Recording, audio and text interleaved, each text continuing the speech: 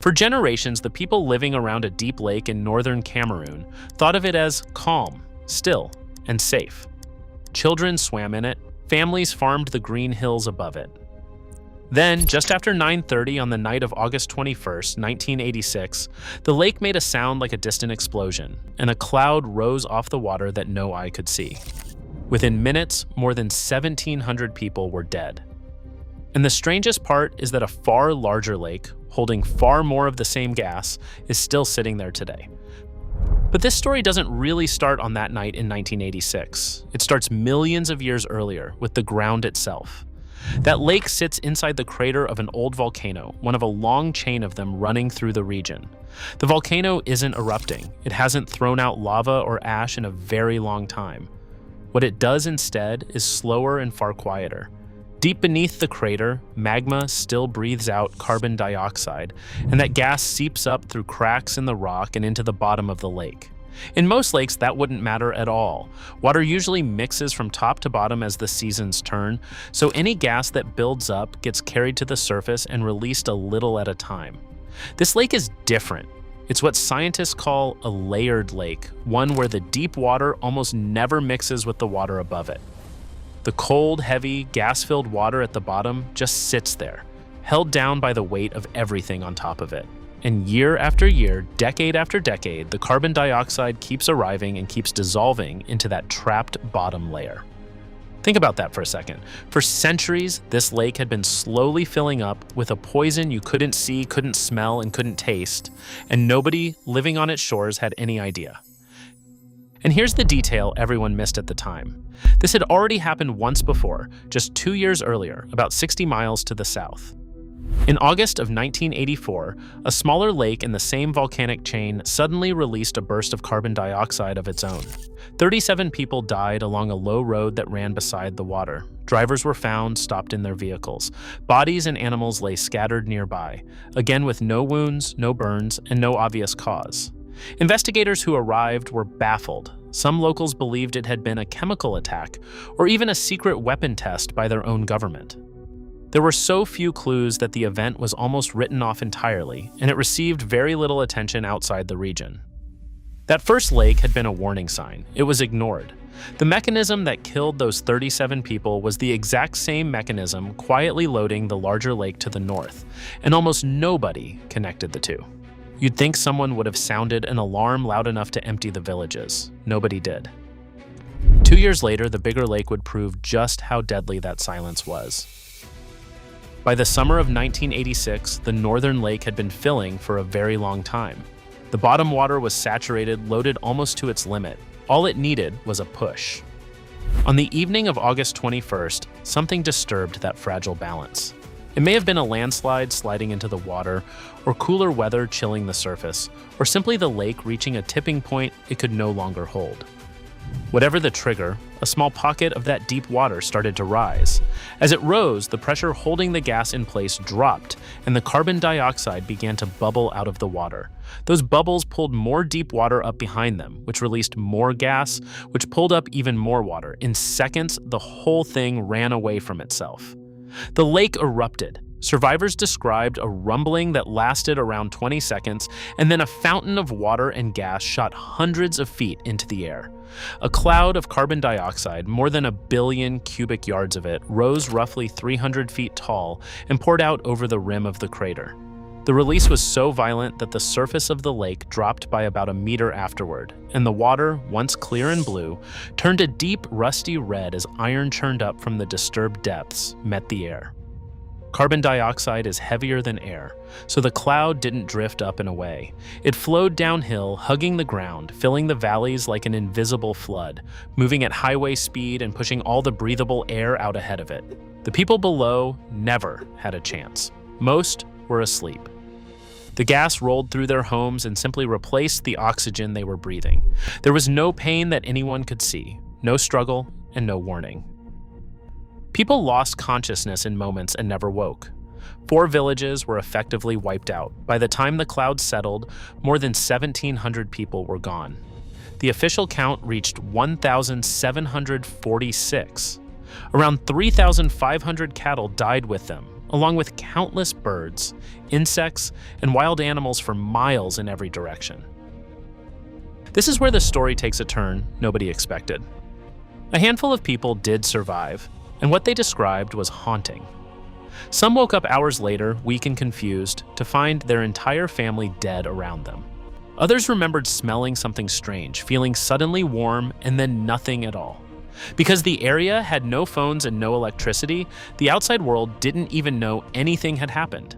It took more than a full day for the first help to arrive, and when rescuers finally reached the villages, they walked into a scene with no sound. No birds, no livestock, no people.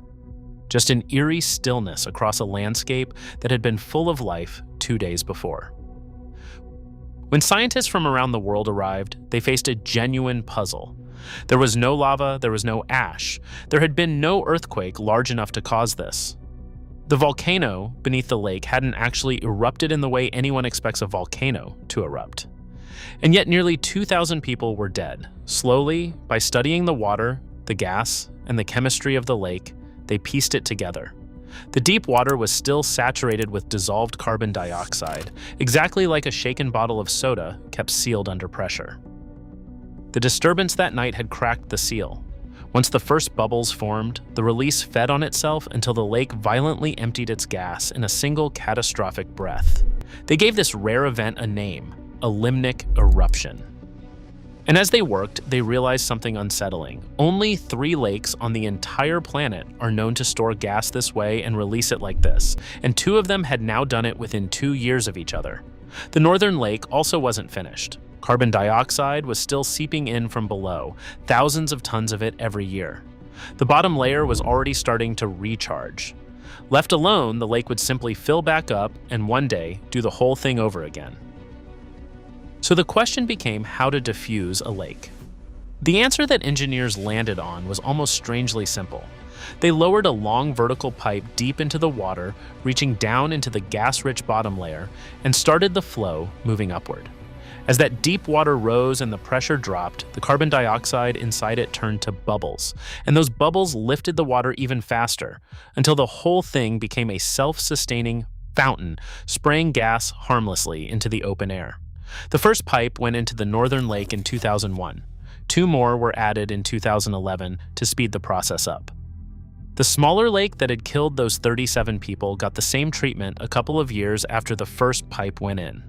Detectors and alarms were placed nearby to warn of dangerous gas levels.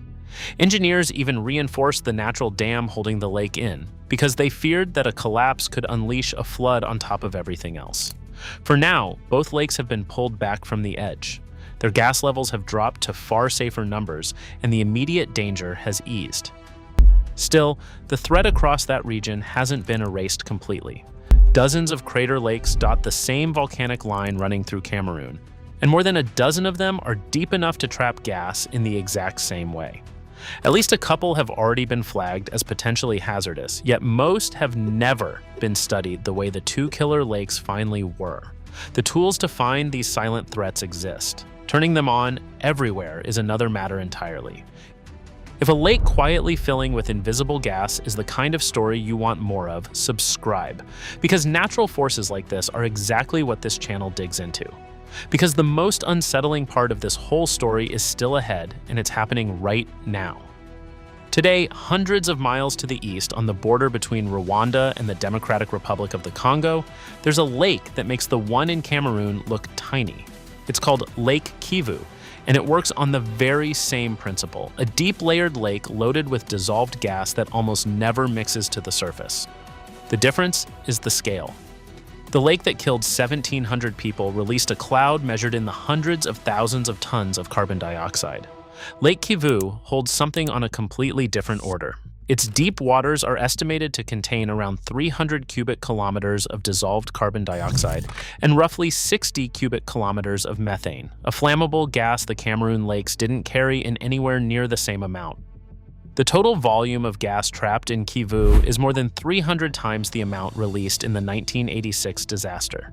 Kivu sits in a branch of the Great Rift where the African continent is slowly pulling itself apart, which is exactly why so much volcanic gas keeps feeding into it from deep below. To put the load in perspective, the gas dissolved in that single lake is equal to roughly 5% of all the greenhouse gas the entire world emits in a year. All of it is held in check by nothing more than the weight and the stillness of the water sitting on top. And here's what makes that number frightening rather than just impressive. Almost nobody lived around the crater lake in Cameroon. Only a few thousand people were in the danger zone that night. Around Lake Kivu, more than 2 million people live along the shoreline, packed into cities and towns right at the water's edge. One of those cities sits directly on the lake and directly beside an active volcano, which has erupted in recent memory and sent lava flowing toward the water. If a full limnic eruption ever struck Kivu, the cloud wouldn't roll through a handful of quiet villages. It would pour into a region holding millions of people, and some researchers have said plainly that it could become one of the worst natural disasters in human history. But this is the part that most people never hear, and it's the honest one. Scientists genuinely disagree about how close Lake Kivu actually is to that kind of event. Some studies warn that the gas is building and that the lake is slowly moving towards saturation, with estimates that it could reach dangerous levels somewhere in the next 50 to 200 years. Other researchers who have measured the lake carefully in recent years have found the gas concentrations sitting closer to a steady state, not clearly climbing at all. The truth is that no one can say with certainty whether Kivu is a slow-ticking clock or a stable giant that will simply sit there for centuries. There's one more twist that makes Kivu unlike the Cameroon lakes. All that trapped methane is worth money. A project on the lake now pumps up the deep water, separates out the methane, and burns it to generate electricity for the region. In theory, pulling that gas out slowly makes the lake safer over time. But some experts worry that doing it carelessly, by returning the water to the wrong depth, could disturb the very layers that keep the deeper gas locked away. It's a delicate balance between diffusing a threat and accidentally triggering it, and it's playing out right now on a lake with millions of people living beside it. The lake in Cameroon has been quiet for decades now. The pipes are working, the alarms are in place, and the villages that were emptied that night have slowly come back to life. In that sense, the story that started on August 21st, 1986, has an ending. Humans found the threat, understood it, and diffused it. The larger story doesn't have an ending yet.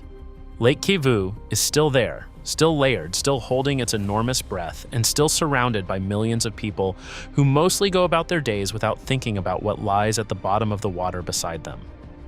Whether it stays calm for another 1,000 years or shifts in a single night, nobody can promise. This one isn't over. For now, the deep water holds. Engineers keep watching the gauges, the fountains keep spraying gas into the sky, and a lake that could either sleep for centuries or wake without warning waits quietly beneath a sky full of ordinary afternoons. Thank you for watching. If you enjoyed this video, please feel free to like and subscribe. And if you'd like to continue watching more of my videos on nature's mysteries and forces, you can click the video on the screen now.